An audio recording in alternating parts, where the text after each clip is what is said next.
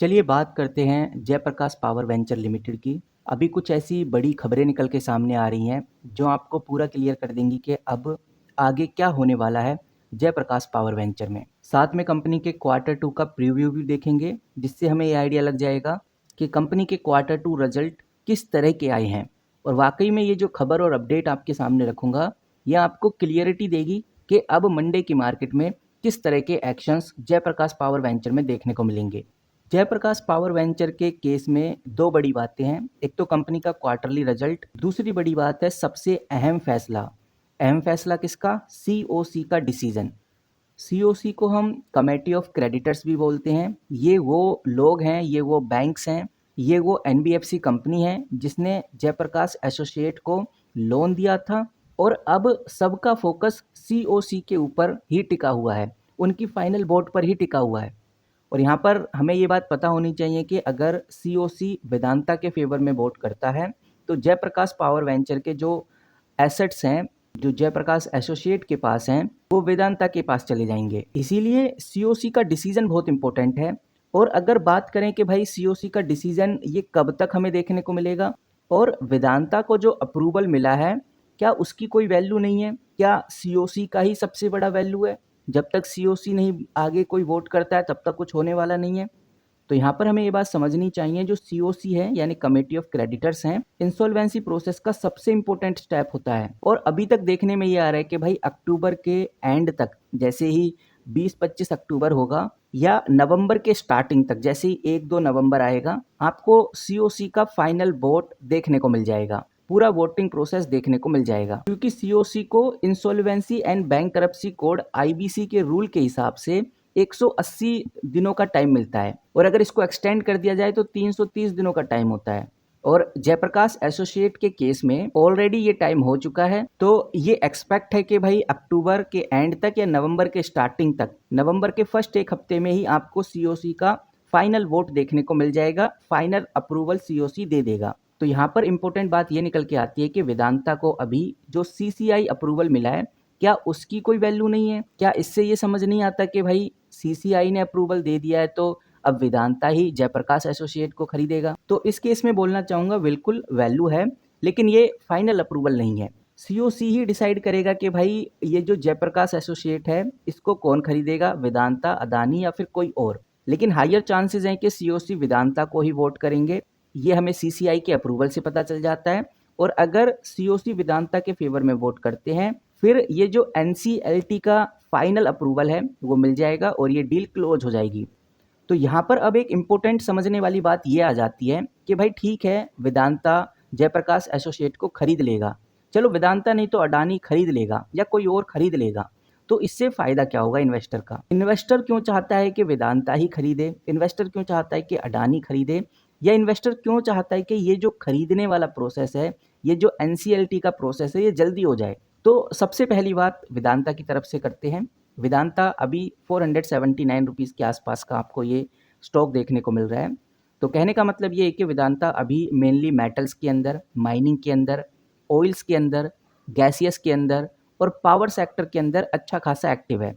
लेकिन जैसे ही ये जयप्रकाश एसोसिएट को एक्वायर करता है, टेक ओवर करता है, तो जयप्रकाश पावर वेंचर के जो एसेट्स हैं वो भी इस कंपनी के हाथ में आ जाएंगे। जयप्रकाश एसोसिएट के तो आएंगे ही, साथ में उसकी जो सब्सिडरीज हैं जैसे जयप्रकाश पावर वेंचर, उसके भी एसेट्स आ जाएंगे। सीमेंट और पावर एसेट्स लेने के बाद वेदांता के अंदर जो पोर्टफोलियो है और भी अच्छा हो जाएगा, उसके अंदर स्टेबिलिटी आ जाएगी। मतलब कि जो साइक्लिक इंडस्ट्री होती है, जैसे मेटल और ऑयल एक साइक्लिक इंडस्ट्री की तरह चलती है और इसमें रिस्क रहता है, कभी ऑयल और मेटल्स का टाइम आता है, कभी नहीं आता। तो इसको बैलेंस करने के लिए भी जो कंपनी नए नए डाइवर्सिफिकेशन कर रही है, इससे वेदांता की ग्रोथ में और पोटेंशियल आएगा। बाकी अगर जयप्रकाश पावर वेंचर वाले इन्वेस्टर्स की बात करें तो जयप्रकाश पावर वेंचर वाले जानते हैं कि भाई जयप्रकाश एसोसिएट के पास अच्छा खासा स्टेक है जयप्रकाश पावर वेंचर का, और जयप्रकाश एसोसिएट अगर वेदांता खरीदता है तो जयप्रकाश पावर वेंचर का जो हिस्सा है वो भी वेदांता के हाथ में चले जाएगा, जिससे कि उनको एक एक्सपीरियंस मैनेजमेंट मिलेगा। एक्सपीरियंस मैनेजमेंट मिलने से जयप्रकाश पावर वेंचर में और अच्छी ग्रोथ होने की संभावना है। तो देखते हैं कि भाई अब आगे क्या होता है, किस तरह की सिचुएशन हमें देखने को मिलती है जयप्रकाश पावर वेंचर में। फिलहाल कंपनी के 18 अक्टूबर को क्वार्टरली रिजल्ट आने वाले हैं ऑलरेडी हो सकता है कि आप 18 अक्टूबर को ही इस वीडियो को देख रहे हैं, तो मैं आपको बताना चाहूँगा, आप मैच करना इस चीज़ को कि कंपनी के जो लेटेस्ट क्वार्टरली रिजल्ट आए थे जून 2025 के, वो क्वार्टर ऑन क्वार्टर वाइज बहुत शानदार थे। यानी कि 3 महीने का रिकॉर्ड देखें तो उसमें अच्छी खासी ग्रोथ देखने को मिलती है। 1341 करोड़ से बढ़कर 1583 करोड़ पे आ गए। इनफैक्ट जो ओपीएम परसेंटेज था 29% से बढ़कर 38% पे आ गया। नेट प्रॉफिट भी 156 करोड़ से बढ़कर 278 करोड़ पे आ गया, अगर क्वार्टर ऑन क्वार्टर देखें, 3 महीने की ग्रोथ देखें तो। लेकिन जब हम ये देखते हैं कि भाई पूरे 1 साल में कितना ग्रो किया है, तो 1 साल के हिसाब से कोई खास ग्रोथ कंपनी ने की नहीं। आपको दिखाना चाहूँगा, 1 साल पहले जून 2024 में ही कंपनी ने 1755 करोड़ की सेल की थी। अब वो सेल घटकर 1583 करोड़ पे आ गई है। नेट प्रॉफिट भी आप देखिए 349 करोड़ से घटकर 278 करोड़ पे आ गया है। तो कहने का मतलब ये है कि भाई क्वार्टर ऑन क्वार्टर तो कंपनी ने अच्छा परफॉर्म किया, लेकिन ईयर ऑन ईयर कुछ खास परफॉर्मेंस किया नहीं था। अब बात करते हैं जो अब लेटेस्ट आएंगे, जो हमें कल कंपनी के क्वार्टरली रिजल्ट देखने को मिलेंगे, उसको कंपेरिजन किया जाएगा सितंबर 2024 से। और सितंबर 2024 की अगर आप सेल देखेंगे तो और भी ज़्यादा कम थी।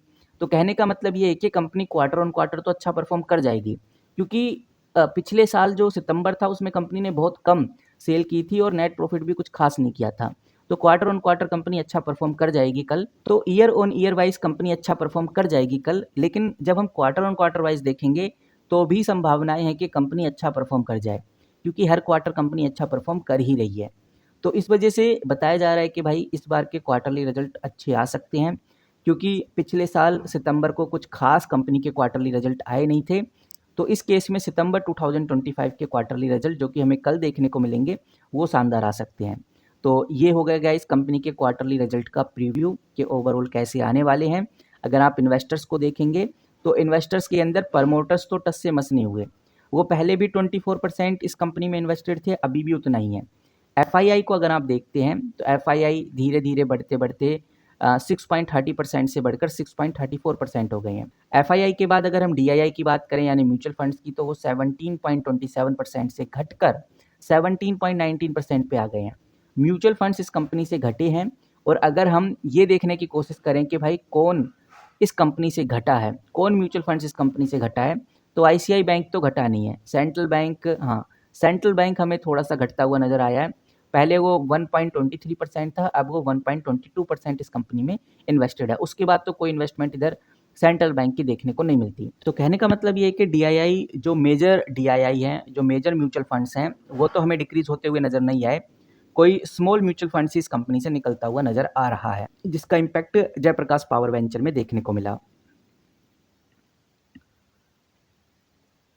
बाकी अब देखते हैं कि भाई जयप्रकाश पावर वेंचर में क्या सिचुएशन हमें देखने को मिलती है, किस तरह की अपडेट देखने को मिलती है।